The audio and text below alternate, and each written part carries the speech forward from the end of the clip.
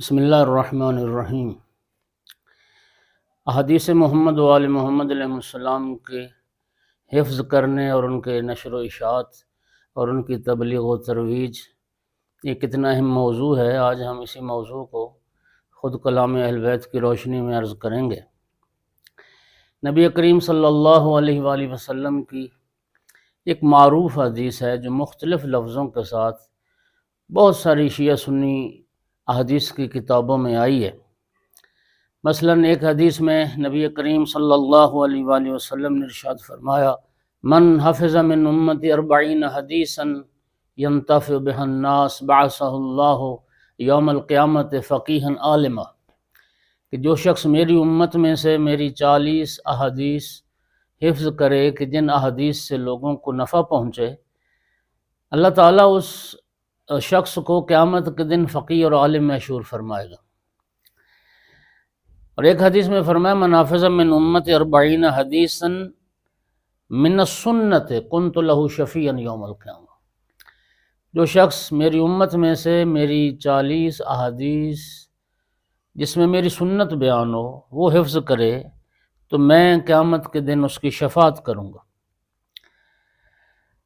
اور ایک حدیث میں نبی کریم صلی اللہ علیہ وآلہ وسلم نے فرمایا کہ من حفظ من امت 40 حدیثا مما یحتاجون الیہ من امر دینہم بعثہ اللہ یوم القیامت فقیہا عالما، جو شخص میری امت میں سے ایسی 40 احادیث حفظ کر لے کہ جن احادیث کی طرف لوگ محتاج ہیں اور جن احادیث کی لوگوں کو ضرورت ہے، جو لوگوں کے دینی معاملات اور دینی امور پر مشتمل ہیں، ان احادیث کی حفظ کرنے والے کو بھی اللہ قیامت کے دن فقیر اور عالم مشہور فرمائے گا۔ اور ایک حدیث میں امام جعفر صادق علیہ السلام نے ارشاد فرمایا، من حافظ من شیعتنا 40 حدیثا، فرمایا جو ہمارے شیعوں میں سے 40 احادیث حفظ کرے، اللہ اس کو قیامت کے دن فقیہ اور عالم مشہور فرمائے گا۔ لہٰذا بہت ساری احادیث میں یہ احادیث کو حفظ کرنے کی تاکید ہے، ترغیب دلائی گئی ہے، اور اس کو فقیہ کے نام سے یاد کیا گیا ہے، قیامت کے دن اس کی شفاعت کے بارے میں بتایا گیا ہے۔ اور ایک حدیث میں امام جعفر صادق علیہ السلام نے ارشاد فرمایا، من حافظ عنی 40 حدیثا، کہ مجھ سے جو احادیث پہنچی ہیں ان میں سے اگر کوئی شخص 40 احادیث ایسی یاد کرتا ہے۔ کون سی احادیث؟ من احادیثنا فی الحلال والحرام، جن احادیث میں خدا کا حلال و حرام بیان کیا گیا ہے، ان احادیث کو اگر یاد کرتا ہے، اللہ اسے قیامت کے دن فقیہ مشہور کرے گا۔ اور اس حدیث میں اس کے آگے ایک اور لفظ ہے، وَلَمْ يُعَذِّبْهُ، اور اللہ ایسی احادیث کے حفظ کرنے والے کو اللہ کبھی عذاب نہیں کرے گا۔ مومنین، ہمارے اس چینل کا مقصد بھی،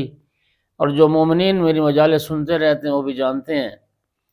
کہ میری کوشش بھی یہی ہے کہ کلام اہل بیت علیہم الصلاۃ والسلام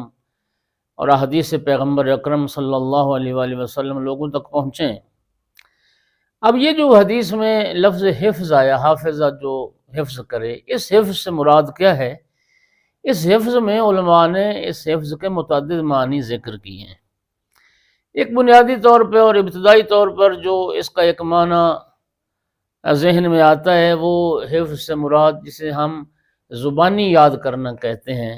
کہ جو پیغمبر کی اور آل پیغمبر کی احادیث کو زبانی یاد کر لے، یقیناً اس کے لیے بھی یہ اجر ہے، لیکن اس سے مراد فقط یہ زبانی یاد کرنا نہیں ہے۔ یعنی علماء نے بڑا خوبصورت کہا کہ اس حفظ سے مراد صرف حفظ نہیں ہے، اس حفظ سے مراد حفاظت ہے۔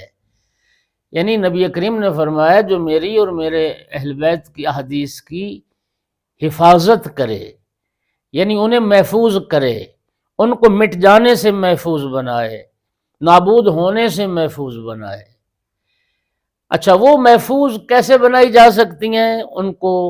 ان کی ترویج کی جائے، ان کو آگے نقل کیا جائے، کتابت کی صورت میں یا زبانی بیان کرنے کی صورت میں، یا ایک حفاظت کا معنی یہ ہے کہ پیغمبر اکرم کی اور آل پیغمبر کی احادیث کو تغیر اور تحریف سے محفوظ کیا جائے، ان میں تغیر نہ کی جائے، ان میں تحریف نہ کی جائے۔ ایک معنی یہ بھی کیا گیا، خود کتابوں کی شکل میں احادیث کا آنا اور پھر ان کتابوں کی نشر و اشاعت، یہ بھی اسی حفظ حدیث کے سلسلے میں یہ بات آتی ہے، لیکن اس حفظ حدیث میں جو سب سے بالا ترین اور بلند ترین اس کا جو مفہوم اور معنی بنتا ہے، وہ در حقیقت خود احادیث پیغمبر اور آل پیغمبر کو سمجھنا ہے اور سمجھ کر عمل کرنا ہے۔ احادیث کا فہم اور ان احادیث پر عمل کرنا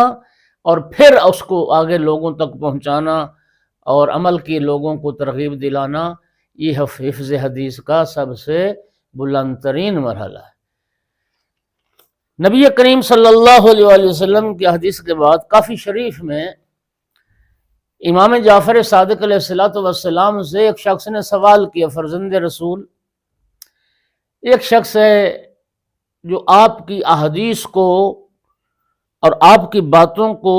بیان کرتا ہے اور آپ کی احادیث کو شیعوں کے دلوں میں راسخ کرتا ہے، آپ کا کلام لوگوں کے دلوں میں بٹھاتا ہے۔ مولا یہ بتائیے وہ مرد افضل ہے یا ایک عبادت گزار جس کا ہم و غم صرف اللہ کی عبادت ہے، یا وہ افضل ہے؟ کافی شریف کی حدیث امام جعفر صادق علیہ السلام نے ارشاد فرمایا، الراویۃ لحدیثنا یشد بہ قلوب شیعتنا افضل من الف عابد۔ فرمایا جو شخص ہماری احادیث کو بیان کرتا ہے اور اس کے دلوں اور اس کے ذریعے سے ہمارے شیعوں کے دلوں کو مضبوط کرتا ہے اور ہماری احادیث کو شیعوں کے دلوں میں بٹھاتا ہے، وہ احادیث کو بیان کرنے والا 1000 عبادت گزار سے بھی افضل ہے۔ اور کافی شریف کی دوسری حدیث ہے، امام جعفر صادق علیہ السلام نے فرمایا، بادروا اولادکم بالحدیث قبل ان یسبقکم الیہم المرجع۔ فرمایا اپنی اولاد کو ہماری احادیث سکھاؤ، ہماری احادیث کی طرف اپنی اولاد کو متوجہ کرو قبل اس کے کہ بے دین لوگوں کے افکار ان پر غالب آ جائیں۔ لوگوں کی بے دینی سے اپنی نسل اور اولاد کو بچانا چاہتے ہو تو ہماری احادیث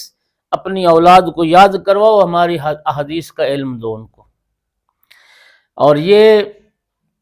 اولاد کی تربیت کے حوالے سے ایک اہم ترین وظیفہ ہے جس کی طرف امام جعفر صادق علیہ السلام نے ہماری توجہ دلائی۔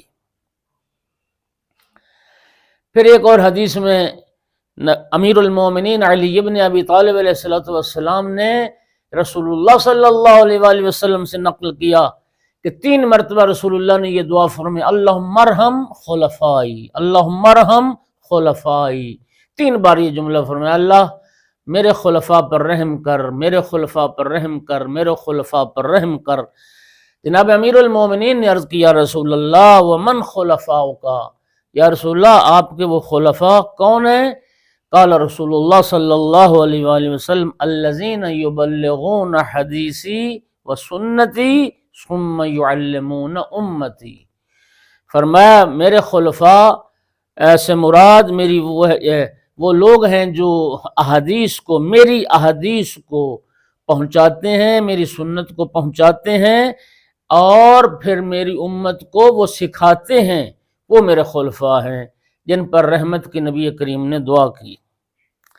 جابر جوفی امام محمد باقر علیہ السلام سے روایت کرتے ہیں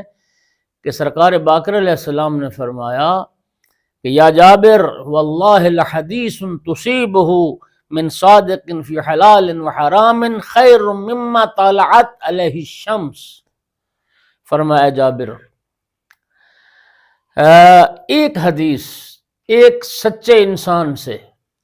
ایک صادق ہستی سے، ایک حدیث جو تم تک پہنچے اور جس حدیث میں حلال اور حرام کو بیان کیا گیا ہو، وہ ایک حدیث تمہارے لیے ہر اس شے سے بہتر ہے جس پر سورج کی روشنی پڑتی ہے، جس پر سورج کی چمک پڑتی ہے۔ یعنی دنیا اب سورج کی روشنی کس کس چیز پر پڑتی ہے؟ یعنی پورا منظومہ شمسی ہے جو سورج کی روشنی سے روشن ہے، سورج کے نور سے منور ہے۔ تو امام علیہ السلام کی اس حدیث کا معنی یہ ہوا کہ ایک حدیث امام صادق کی، ایک سچے ہادی کی، وہ اس پوری کائنات سے انسان کے لیے افضل ہے، جس حدیث میں معصوم نے حلال اور حرام خدا کو بیان کیا ہو۔ خداوند عالم سے دعا ہے پروردگار عالم ہمیں احادیث محمد وآل محمد علیہ السلام کے حفظ کرنے والوں اور حفاظت کرنے والوں میں سے قرار دے، ان پر عمل کی توفیق دے، ہمیں کلام اہل بیت کا فہم عطا کرے، اور اللہ تعالی ہمیں احادیث اہل بیت کے حفاظت کرنے والوں میں سے شمار فرمائے۔ وآخر دعوانا ان الحمد للہ رب العالمین۔